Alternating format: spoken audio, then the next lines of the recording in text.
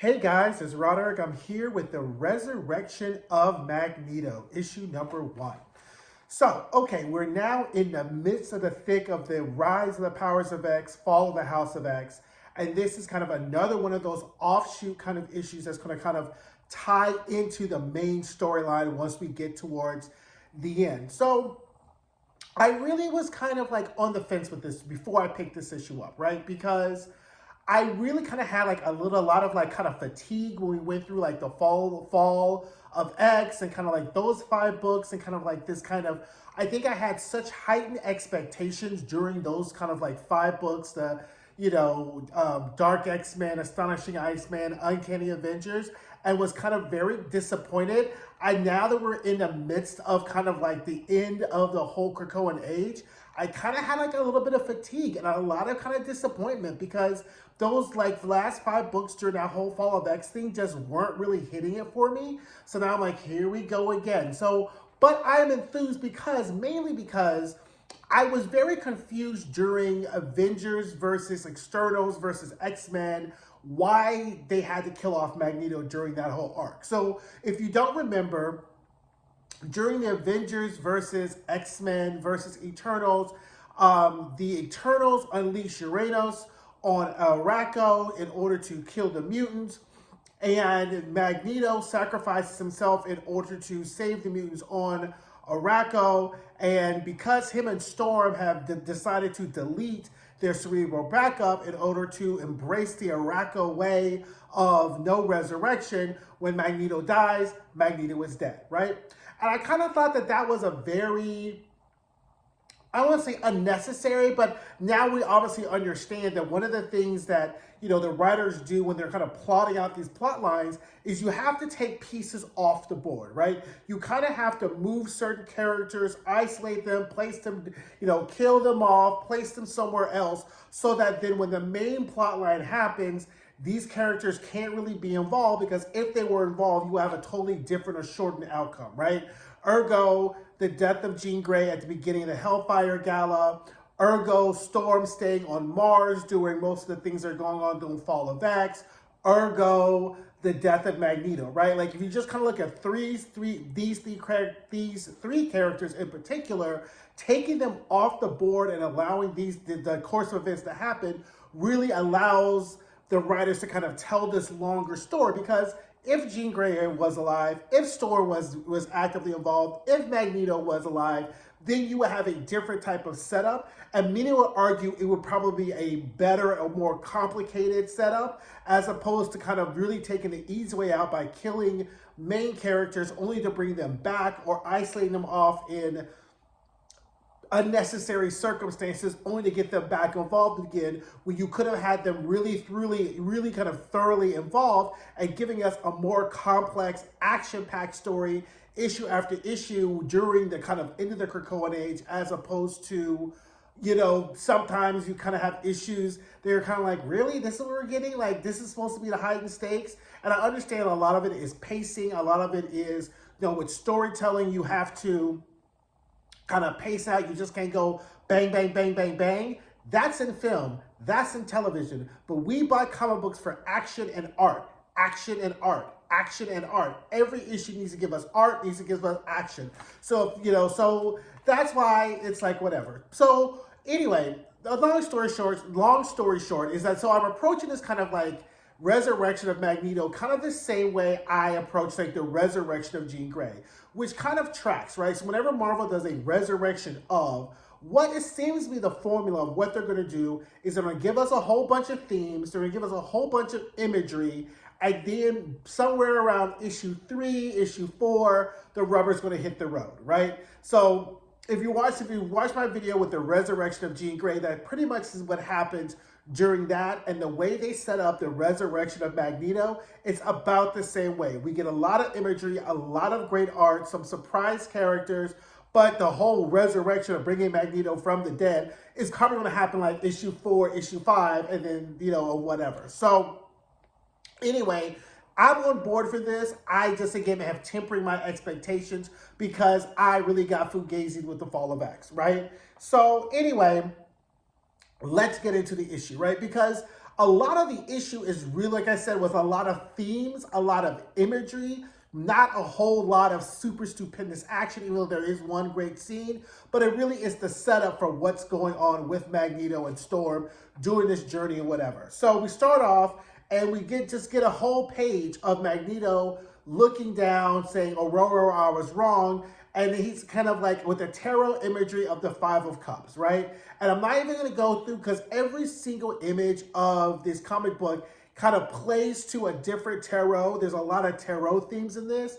And as a Christian, I just don't mess with tarot. So, but I understand and recognize the imagery of what it is. So you can look and see what the tarot, what the Five of Cups are, what the Hangman represents, all these things. I recognize it for what it was. And again, the art looks great. But that's pretty much what it was for most of this issue, right? So Magneto's looking down his Five of Cups, and then Aurora wakes up with Craig, and I was like, Harpo, who Craig? It's because I'm not reading X-Men Red, so I don't know who Craig is. I don't know where Craig came from. I don't know why Mother Storm is with Craig. Have we sussed out Craig? Is Craig good? You know her picking mid, it can be a little dicey. Wolverine, Forge, T'Challa. I don't know, I'm a Storm fan, but her taste in men can be a little dicey. Now, also, the men she chooses also can have major insecurity issues or whatever, but I was like, okay, cool. So she's laying in bed with Craig. She wakes up, room full of lightning, and she's like, I have to go. It's time to go. I have to die. Now, we're at the Kadesh base where we have Blue Marvel and Taia, and they're trying to figure out the connection between Orchis and the Dominion, right? Because at this point, all the kind of outskirts of people, there's a whole Defenders issue where Eternity talks about the threat to eternity and creation is this Enigma Dominion. So pretty much this Dominion the Dominion is on everyone's radar now. It's really something that everyone knows is coming. But before they can even finish the sentence, Lactoon the Knower shows up, which is Lactoon the Knower, which is one of my favorite Iraqi mutants anyway, because I think that's such an awesome mutant power. If you go back, remember Planet X when the mutants were terraforming Mars, and Jean Grey, Exodus, and Magneto had to move the entire island from Earth all the way to Mars to the exact same spot through the portal gate. And it was just and she had to use Lactuna's power to know exactly and precisely where to move the island to, how to place it. And it was like that whole use of mutant circuitry in that issue is probably one of the best things I've ever seen. Just Jean Grey, Exodus using his total telekinesis, Magneto with his magnetism, Jean Grey with her telepathy, and Lactuna creating a circuit to move an entire island from one planet to another was fantastic. Go back and read it because it's good. So he shows up on the screen, and guess who pops up? It's Storm, right? And Storm's like, okay, hey, how's it going? And then Taia, who I don't even know who she is, but she powers up, and then Blue Marvel's like, yeah, settle down, she's a friend, or whatever. But Storm's like, I need a favor. So it's like, okay, what's the favor? So Storm wants to go to the waiting room. So if you remember from Decimation, or actually post-Decimation, Wanda, the Scarlet Witch, created a waiting room for all the mutant souls, right? As her way of kind of like a penance for the whole, no more mutants, whisper type of thing, right? So she creates the waiting room. So Storm gives him a Krakoan seed, which he uses to try to create a gate to lead through, right? So before he can say ready, set, go, Storm jumps through and gets to the other side. And who's on the other side waiting for her but Tarn the Uncaring, who's standing in front of 7 major images, right? We have 7 spears, which I'm thinking represents the 7 Infinity Gems. We have the wheel with the snake, which is the Wheel of Fortune. We have Death herself. We have the Tower. And of course, the Living Tribunal, which is a major Marvel character or whatever, right? So I was like, so look at this page. I was like, okay, because I'm like, is this the same tower that's in the White Hot room? Is it a symbolized tower? I don't know exactly what all the symbols were. Then there's Death, but then Death is giving off the magenta, Jean Grey magenta. I was like, what is this going on? So there's a lot of symbols that you really don't know what they really mean, but they kind of all tie back because Tarn is still salty But then Storm is like, where are the 250,000 mutants that should be dead here? So then Tony's like, who'd you come for, by the way? And then Tony's like, I came for Magneto. Now, if you recall, in the early issues of X-Men Red, Magneto was the one who killed Tom, right? Because they were having this whole contest. And Magneto did like this really sweet move where he took his helmet, put it on Tarn's head, and then crushed him with it. So that's how Tarn became unalive, is via Magneto. So obviously Tarn is really salty at the mere mention of Magneto, right? So anyway, so Tarn starts spitting out stuff. Because he's never really liked Storm anyway. They had a whole tete-a-tete. And Storm had to be like, you know what? Take out your pencil and paper, because I'm about to take you back to school and remind you of what my name is. Give me an S, give me a T, give me an O, give me an R, M, Storm. And then there we go, right? And she reminds him, I am magic. I am you, and you are standing on a cloud, because he did this whole transformation thing, and she pretty much blows him up, right? And then we have a Shocky, who is kind of like one of Storm's descendants, comes down from the air and reminds her that like dreams are binding. And so then Storm again asks, like, where are all these people? And she's like, she went with her, but they've transferred to the other side. So just to catch you up with a thing, the 250,000 mutants are in the White Hot Room, right? Kind of the border or the kind of nexus of reality of creation and death. So that's where they are. So that's when the Shocky points to death. That's kind of where they are, because if you remember from Immortal X-Men number 18, when Mother Righteous is leading Jean Grey up the kind of canopy, the building structure, there's a man that's holding a beam. That's death, right? So creation and death are always within the same place, and there's always the connection within the mutants, and that's where they are, right? But Storm has other things to do, because she really needs to go find like Magneto, right? And so then we get to the fact of, meanwhile, Blue Marvel and Taya are trying to make sure that Storm's body's okay, as she's like still in there with, still is in the, I guess, the waiting room or whatever like that, right? So Storm's like, okay, well, I need to start getting going because I don't really have time, right? So then Asaki leads Storm to the tower, and she really asks, like, is this man really worth it? Is Magneto really a friend of yours? So we get Storm kind of remembering her relationships and interactions with Magneto, which are kind of like most people's interactions with Magneto have kind of been a mixed bag, right? He's a villain, he's a teacher, he's back being a villain again, but Professor X is wiping his mind. So, it's a mixed bag. But towards the end, when we had the Krakoan age and, they both were sitting on the Quiet Council, there was just not only a mutual respect, but then when they both went up to Mars and were with the Iraqi, they did kind of form kind of a friendship. I'm not saying they're going out to brunch.